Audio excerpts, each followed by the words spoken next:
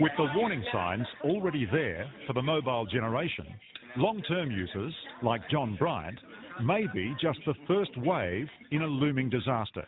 So, as long as you can remember your dad in a mobile phone. Absolutely. I think he was one of the first. My friends thought it was pretty cool, actually, because no one had them.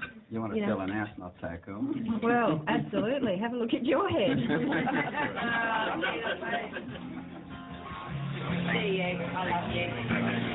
With time running out, John is setting out for Sydney for emergency surgery.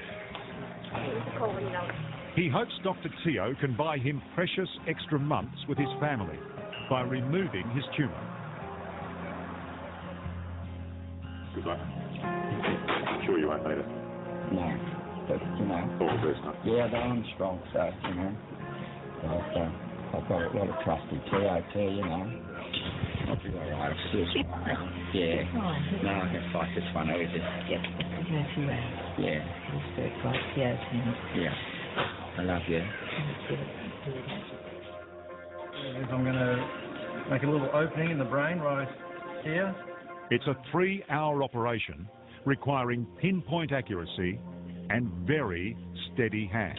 So if you go 1 or 2 millimetres the wrong way, he'll be paralysed. Oh, absolutely. See that brain right there? If I damage that brain right there, he'd be paralysed. It's like chopping off his leg or chopping off his arm. Oh, that's horrible. Is that all tumour, Charlie? Yeah. It's not pretty, but take a good look. In the future, hundreds, possibly thousands of Australian mobile users could contract brain tumours every year. And until we get our heads out of the sand and realise that something needs to be done, then more and more young people are going to die from this terrible disease. Well, we're seeing more and more mobiles in use, aren't we? So if you're right, we're in a bit of trouble. We're in a lot of trouble. We're in a lot of trouble.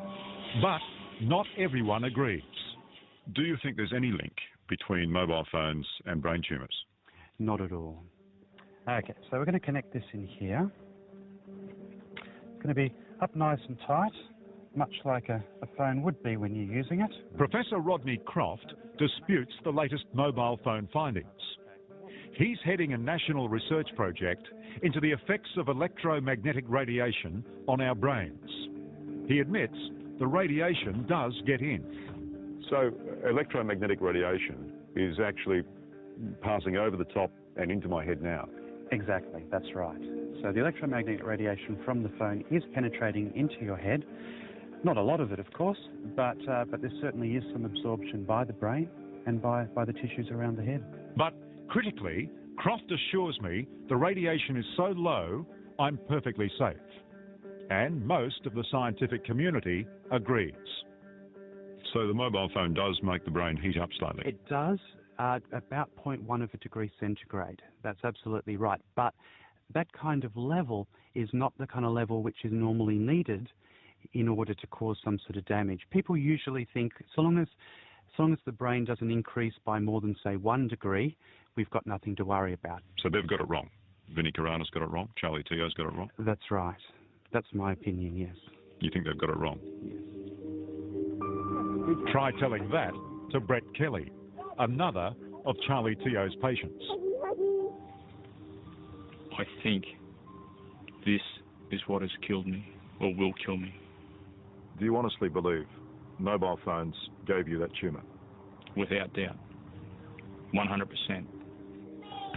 Brett used to run a successful earth-moving business in Western Sydney.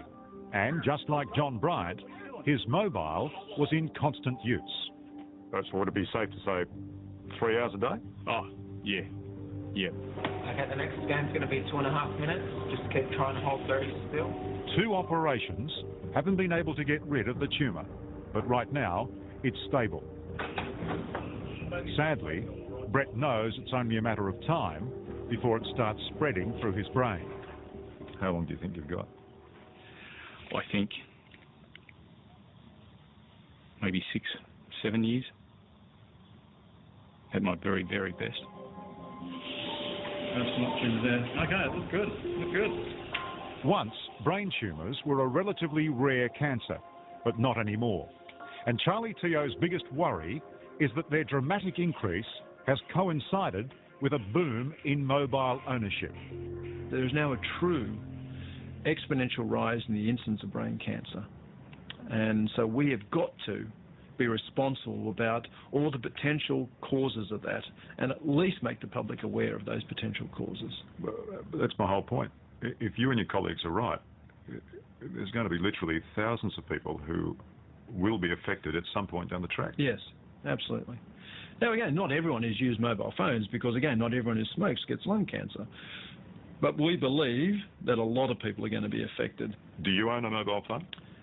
Yeah, I own a mobile phone, and my children also own mobile phones, but I insist that they limit their exposure. And the way they do that is I almost always put it on speaker or hands-free.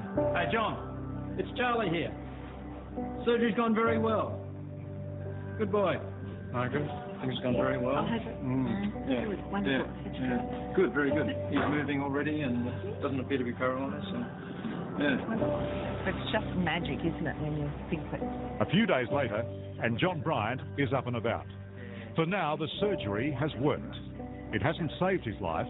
The cancer will inevitably return. But it has brought him precious time. It's hard to believe, that in a few days, your body can just respond.